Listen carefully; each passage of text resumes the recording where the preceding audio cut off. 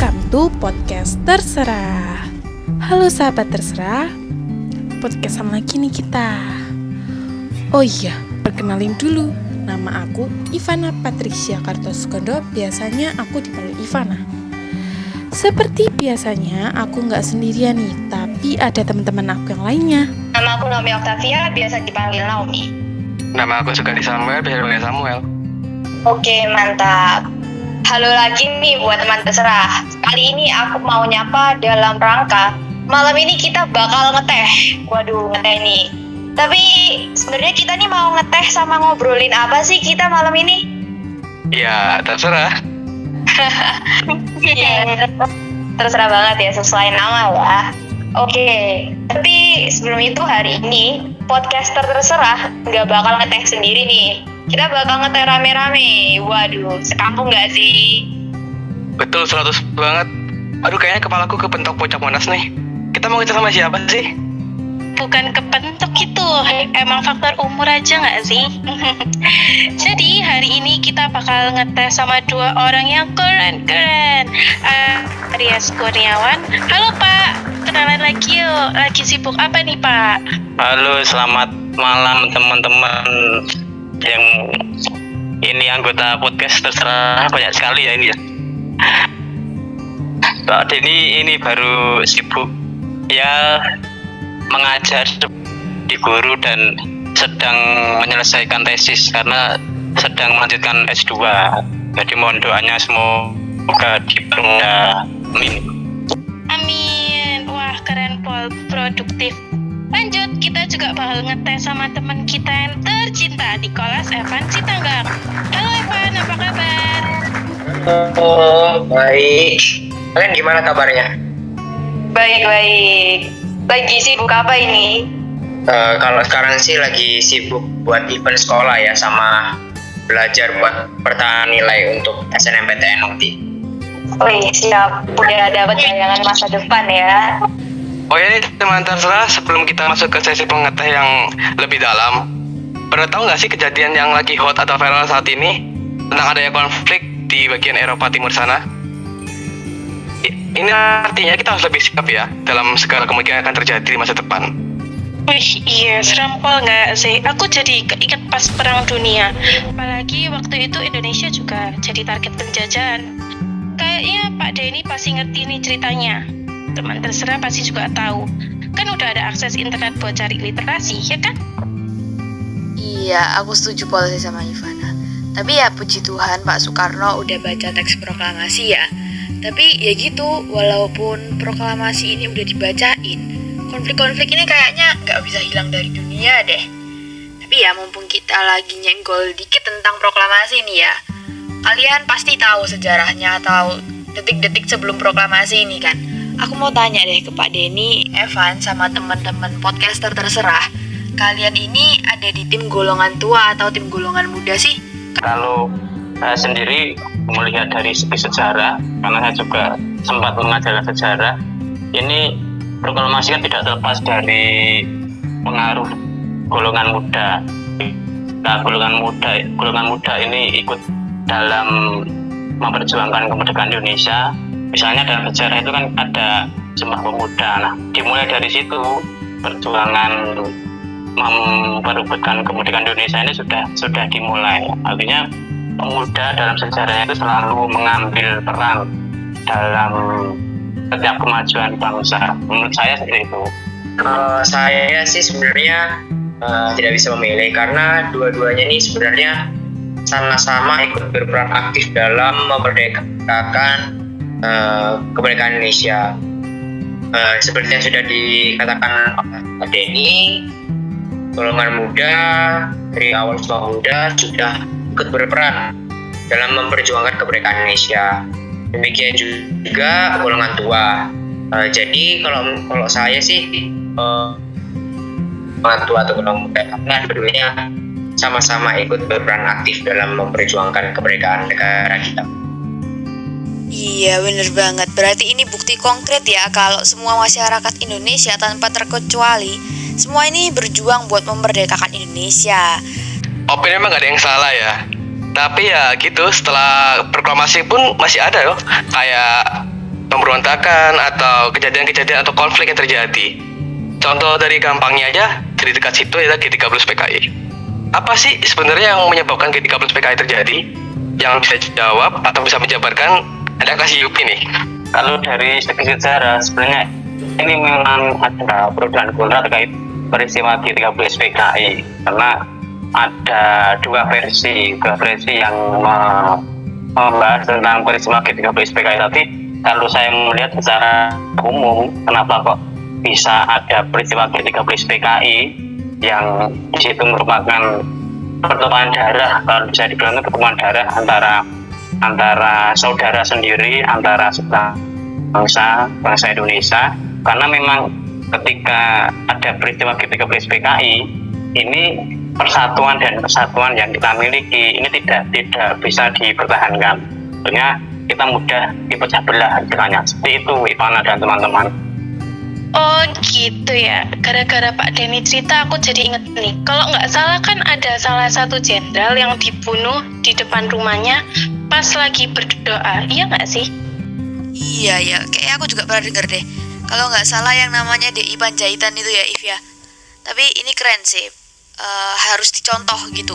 Sampai akhir hayat dia ini tetap berserah kepada Tuhan. Terus dia ini juga melayani negaranya gitu ya.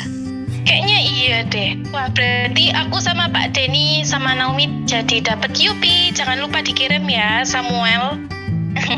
Siap. Emang tumpah darah masyarakat Indonesia ini emang nggak main-main ya. Poinnya emang cuma kesatuan, Bhinneka Tunggal Ika. Kalau menurut Eva nih, Van, sejarah ini penting nggak sih buat tolak ukur perkembangan zaman? Iya, sejarah itu penting. Ada Soekarno itu pernah bilang, kalau nggak salah Soekarno pernah bilang ada singkatan jas merah ya, jangan lupakan sejarah apa dia. Cuman itu ada benarnya, sejarah kemerdekaan Indonesia itu juga sebagai tolak ukur kita sebagai warga Indonesia untuk lebih maju, menjaga persatuan dan keutuhan negara kita dan lain sebagainya. Seperti itu sih karena ke Evan. Iya, jas merah ini kalau nggak salah artinya jangan sekali-sekali meninggalkan sejarah itu ya, Van ya? Iya, benar-benar Naomi. Iya. Jadi emang gini ya teman terserah. Aslinya tuh banyak banget nilai-nilai positif yang kita dapetin di generasi sekarang dari konflik-konflik yang terjadi di masa lampau. Ya karena sekarang kita kan juga udah punya jiwa merdeka dan bebas nih ya. True. Based on past experiences, these conflicts are mostly caused by the differences in mindset, social, cultural, and religious. Kira-kira Divana jadi bule dadakan ya. Jadi translate-nya, berdasarkan pengalaman masa lampau, konflik-konflik ini tuh kebanyakan disebabkan karena perbedaan mindset atau pola pikir, sosial, budaya, dan agama. Oh, betul banget Naomi. Jangan sampai rasa toleransi kita dan menghargai kita sebagai manusia hilang karena konflik-konflik seperti ini. Siap. Aduh, bentar, relax. Kita mau kuis sebentar nih. Siapa aja boleh jawab ya. Yang menang dapat pukis, peluk, dan kiss. 2 soal aja ya, pengetahuan umum kok. Rulesnya cepet-cepetan, yang mau jawab aja bilang Tetot, terus kalian sebutin nama kalian. Misalnya nih, aku mau jawab, terus aku bilang Tetot, Ivana. Siap-siap ya.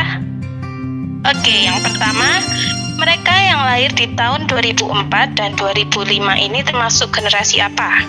A. Generasi milenial. B. Generasi emas. D. Generasi Z. Ayo, siapa yang mau jawab? Tadi dulu siapa Tetot ya? Apa yang Tetot? Evan. Oh, jawab Evan. Kayaknya sih generasi Z ya kita ya. Wih, keren, benar sekali. Oke, yang kedua. Karena umur Pak Denny sekarang 27, di tahun 2045 kira-kira Pak Denny umur berapa? A. 45, B. 50, C. 55. Siapa yang mau jawab? Ayo Pak Denny, jawab Pak Denny. Nanti saya takut salah jawabmu Pak Denny. 27 sekarang tambah 23 berapa? 50. 50 ya Van ya. Bener. 50 ya. Oh, bener. Keren. Semua dong. Kalian berapa nanti sih? Terusnya Pak Denny tetot. Tetotnya mana? Dadarnya belum, lupa. Antarku. Iya, faktor. Iya, tapi ngawur sih Ivana ini. Maksudnya kayak ini tuh weekend, kok kita malah disuruh kerja matematika. Ya apa sih? Tapi ya, mumpung kita udah nyinggung dikit tentang 2045 sama generasi Z nih ya. Kita sekarang mau bahas tentang generasi Z buat Indonesia di tahun 2045. Tapi sebelum itu, aku mau nanya nih ke Evan. Evan ini Gen Z yang kece parah gitu kan ya. Jadi Evan, bro, seorang Evan ini kan terkenal karena emang berprestasi ya, pasti bangga banget. Kalau menurutmu sebagai generasi Z nih ya, yang sudah membanggakan Indonesia, peran teman-temanmu Gen Z yang lainnya ini buat Indonesia udah sejauh mana sih? Kira-kira bisa bertahan dan berkembang sampai puluhan tahun mendatang nggak? Sebenarnya itu balik lagi sih di pribadi masing-masing generasi Z ini dan juga upaya dari pemerintah itu sendiri. Kalau pandangan Evan sekarang sih sudah mulai bertahap lah untuk menuju generasi Z yang cinta tanah air. Cuma kedepannya kalau dari Evan masih belum bisa menebak karena balik lagi itu kembali ke pribadi masing-masing dan juga bagaimana sih upaya pemerintah dalam mengembangkan generasi-generasi Z-nya pada saat ini. Seperti itu sih kalau dari Evan. Pak, mantap sekali, Evan. Kalau Pak Denny gimana Pak, potensi generasi Z untuk masa depan Indonesia nih kira-kira gimana ya menurut Bapak? Kalau dilihat dari potensi, memang generasi Z atau nanti saya singkat menjadi Gen Z ini sangat besar dalam percaturan di Indonesia nanti. Tadi sudah disampaikan bahwa generasi Z itu kan yang kisaran umur ya kelahiran 97 sampai 2012, jadi ada beberapa versi memang. Dan sekarang kita kan mengalami kelebihan penduduk muda, jadi penduduk yang produktif itu lebih banyak daripada yang non produktif. Dan yang mendominasi generasi produktif ini adalah generasi Z. Seperti teman-teman ini kan, kalian generasi Z, kelahiran berapa? 2004-2005. Ya benar Pak. Ya, ini berarti generasi Z yang nantinya akan ikut serta dalam memajukan bangsa Indonesia. Dan generasi Z ini kan berbeda karakteristik dengan generasi sebelumnya, karena generasi Z ini lebih identik dengan teknologi. Sejak dari lahir barangkali Evan, Ivana, kemudian Naomi dan Samuel kan sudah akrab dengan teknologi. Seiring perkembangan zaman, seiring akrabnya generasi Z dengan teknologi, ini kan banyak sekali inovasi dan kreativitas yang mulai dikembangkan. Misalnya dalam bidang budaya, generasi Z ini dengan lagi-lagi kreativitas dan inovasi ketika mampu mengembangkan budaya nasional kita, misalnya wayang ketika bisa dibuat menjadi animasi atau mungkin tari-tarian yang bisa dipadukan dengan budaya modern dan tanda kutip, maka akan lebih dikenal. Misalnya membuat animasi atau memadukan kebudayaan nasional dengan budaya modern, maka akan banyak yang mengenal. Tapi dengan catatan bahwa kita mau bekerja sama, jangan sampai kita tidak mau bekerja sama terhadap teman-teman kita yang berbeda identitas sosial. Lagi-lagi kita menekankan adanya persatuan dan kesatuan. Kalau kita tidak mau berkolaborasi, istilahnya ya tidak bisa maju nanti Indonesia. Walaupun generasi Z punya ide kreatif dan inovatif, tapi tidak bisa berkembang. Jadi seperti itu teman-teman, kalau pandangan Pak Denny terkait potensi generasi Z. Wih, keren Pol ya. Oke, balik lagi ke Evan. Dengar-dengar Evan ini kan sering ikut lomba kan. Nah, Evan ini emang mau sendiri atau Evan ini disuruh sama orang tua? Biasanya kan ada anak yang zaman sekarang tuh disuruh orang tuanya kan baru jalan ya. Kalau Evan sih dari diri aku sendiri ya, kalau ikut lomba orang tua suruh ikut yang itu, jadi memang dari kemauan diriku sendiri itu Ivana. Oh gitu ya, keren. Oh iya, gimana sih usahamu buat mencapai titik sekarang? Kamu tuh tetap belajar nonstop atau masih nongkrong terus habis gitu main game? Gimana? Jujur kalau aku sih, kalau dibilang belajar nonstop ya enggak sih. Aku seperti yang Ivana tahu sendiri, mungkin dari story Instagramku, dari status WA aku juga masih main game, masih nongkrong, masih main sama teman. Tapi Evan itu juga gak lupa belajar, jadi harus pinter-pinter bagi waktu antara main, belajar, lalu juga nongkrong. Jadi kalau usahaku untuk mencapai titik sana sih, ya harus bisa membagi waktu itu aja sih. Kalau usahanya sih harus bisa bagi waktu sama kemauan dari diri sendiri. Itu gimana? Keren banget nih bro Evan. Terus nih bro, pas pandemi gini kan sangatlah ngaruh ya berarti ke hobi, atau memang nggak jadi pengaruh? Dan apakah pandemi ini bakal jadi baju loncatan baru buat kamu, atau jadi motivasi, atau akan jadi sekedar kayak beban sendiri gitu buat hobi-hobi kamu saat ini?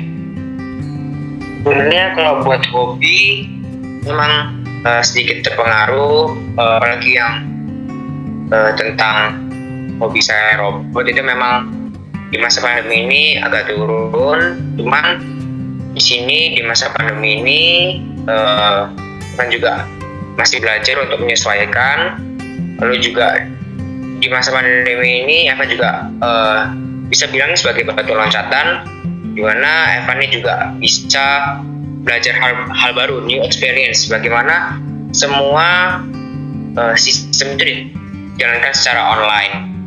Seperti contohnya kemarin Evan ada megang event di sekolah, event olimpiade yang biasa dijalankan secara offline di SMA 9, tapi sekarang karena pandemi dijalankan secara online. Jadi menurut saya pandemi ini sebagai batu loncatan untuk maju ke depannya, seperti itu sih. Adanya generasi Z dan teknologi yang maju ini perfect match banget, cocok banget. Karena dengan ini kita bisa membantu Indonesia untuk mencapai emasnya ya. Karena di samping itu juga generasi Z ini memiliki pendidikan yang lebih cukup daripada generasi-generasi sebelumnya. Tapi ya balik lagi ya, konflik-konflik juga nggak bakal ada habisnya sih. Nah, karena itu Pak Denny ada pesan nggak sih buat generasi Z itu biar kita ini nggak takut gitu buat mengikuti kemajuan zaman? Ya memang benar, generasi Z itu kan nanti disiapkan untuk menyongsong Indonesia emas pada tahun 2045, karena kita kan 100 tahun merdeka. Masa kita belum maju-maju, masa kita masih menjadi negara yang dikatakan berkembang sama mana negara barat gitu. Nah, saya berpesan kepada generasi Z, seperti teman-teman yang ada di sini, ya teruslah belajar itu kan nggak hanya di sekolah. Jadi tidak hanya di sekolah belajar ini, karena banyak akses informasi. Kita bisa mengakses YouTube misalnya kayak Evan yang mau mengembangkan hobinya ini baik robot, terkait robot, dia tinggal mencari di YouTube yang berhubungan dengan robot, kan nggak harus dari guru atau dari buku, tapi sumbernya harus valid. Kemudian kita juga bisa belajar dari lingkungan sekitar. Ketika kita main ke mana lah, ke tempat wisata, ke Bromo atau ke Semarang, itu kan bisa belajar. Apalagi teman-teman dari IPS, dari sosial, apalagi juga anak sosial, kita bisa tahu bagaimana sih budaya dari masyarakat yang ada di ini, gimana itu di pegunungan misalnya, apakah berbeda dengan perkotaan di Surabaya misalnya, di Bromo misalnya berbeda dengan perkotaan. ketika kita mau menghargai budaya yang berbeda, ya maka persatuan dan kesatuan kan tetap terjaga. Yang pertama itu, kemudian yang kedua itu tidak terbuai dengan kenyamanan. Tadi sempat saya sampaikan bahwa adanya teknologi ini lebih memudahkan kita.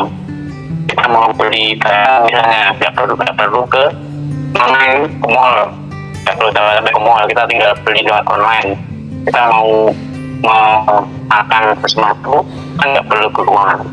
Nah ini bisa membuat kita terbuai pada zona nyaman. Apabila kita dikendalikan oleh teknologi, terbuai oleh zona nyaman, main gadget, media sosial, maka kita nggak berkembang. Kita lebih senang rebahan sambil mainan gadget, karena menganggap gadget itu semuanya kesenangan kita ada di gadget misalnya. Yang kedua, kita sudah keluar dari zona nyaman. Walaupun masa pandemi pun juga kita bisa terus belajar. Kayak podcast ini kan salah satu cara untuk berkembang menjadi moderator, kemudian ini yang menjadi presenter, melatih public speaking. Itu yang terakhir adalah ya kita mau mengembangkan ide-ide kreatif dan inovatif kita, karena yang menjadi pembeda kita dengan orang lain ketika kita sama-sama bisa menggunakan teknologi adalah ide kreatif dan inovatif.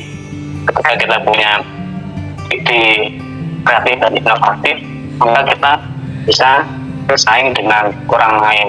Teknologi secanggih apapun, tapi tidak dibarengi dengan pikiran kreatif dan inovatif, ya maka kita akan tertinggal. Kita yang akan dikendalikan oleh teknologi. Teknologi kan juga dibuat oleh manusia. Jadi manusia itu lebih tinggi daripada teknologi. Sehingga teknologi itu bisa memiliki manfaat bagi kehidupan kita dan bangsa secara seperti itu, teman-teman. Wah, yang dikatain Pak Denny ini bener banget tuh teman-teman. Bahkan kalian kalau di TikTok aja bisa dapat kayak pengetahuan baru gitu. Nah, oh ya, kalau Evan ini Van, dari pembahasan kita hari ini, kira-kira menurutmu poin-poin apa yang harus dipegang generasi Z biar kedepannya bisa dengan mulus membanggakan nama Indonesia? Oke, jadi kalau menurut Evan, setelah pembahasan hari ini, poin-poin penting yang harus diambil dari pembicaraan kita ini untuk generasi muda itu adalah yang pertama itu mengerti skala prioritas. Yang pertama, jadi kita harus mengerti apa prioritas kita. Yang pertama, dan hal yang tidak kita berdasarkan itu apa, kita harus mengetahui terlebih dahulu. Terus yang kedua adalah pola pikir dan sikap dari generasi Z ini dalam menghadapi perkembangan zaman. Apakah tetap mau stuck di zona nyaman atau mau berubah mengikuti seiring perkembangan waktu. Lalu yang ketiga, tadi sebelumnya kita juga sempat membahas tentang sejarah. Jangan melupakan sejarah, karena sejarah ini sebagai tolak ukur untuk Indonesia lebih maju. Kita tidak bisa melupakan sejarah begitu saja, karena kita semua ini dulu berasal dari negara yang dijajah. Sekarang kita udah merdeka, namun sebenarnya sampai sekarang kita masih dijajah, tapi bedanya sekarang kita ini dijajah dengan kemalasan, kebodohan. Jadi dengan sejarah itu kita bisa belajar bagaimana sih perjuangan kita sebagai pelajar generasi muda dalam menghadapi penjajah seperti itu. Terus juga masalah pandemi. Untuk pandemi menurut Evan ya mungkin mempengaruhi untuk beberapa aktivitas di kehidupan kita. Cuman sebagai generasi muda kita harus bisa mengambil mencari celah mana sih di masa pandemi ini kita bisa lebih maju lagi. Di masa pandemi ini kita bisa keluar dari zona nyaman. Kita juga bisa di masa pandemi ini menjadi pribadi yang lebih baik. Itu sih kalau dari Evan. Aduh, jadi nggak sabar tahun 2045. Kepo teknologi gimana? Genset sebagai STM pasti makin berkualitas seiring perkembangan zaman. Sadar nggak sih? Tahun ini kita pasti mulai bayar pajak. Iya ya, kayaknya beberapa tahun ke depan itu tahun 2045 kita udah mulai bayar pajak. Berarti artinya kita udah tua, udah boyoan gitu ya maksudnya ya. Aduh. Astaga, cukup umur Ya 11-12 lah ya If ya. Tapi ya gini, generasi Z ini optimis banget loh. Tiba-tiba maju tak gentar gitu loh. Makanya biasanya kalau ada doi muncul dikit langsung gaspol gitu. Bener nggak? Waduh. Sepertinya sih terdengar iya. Bela yang benar ya If ya. Tapi nggak kerasa banget kita udah ngeteh, udah ngobrol-ngobrol selama 1 abad lamanya. Waduh, lama banget sepertinya ya. Lamaan ya kayak.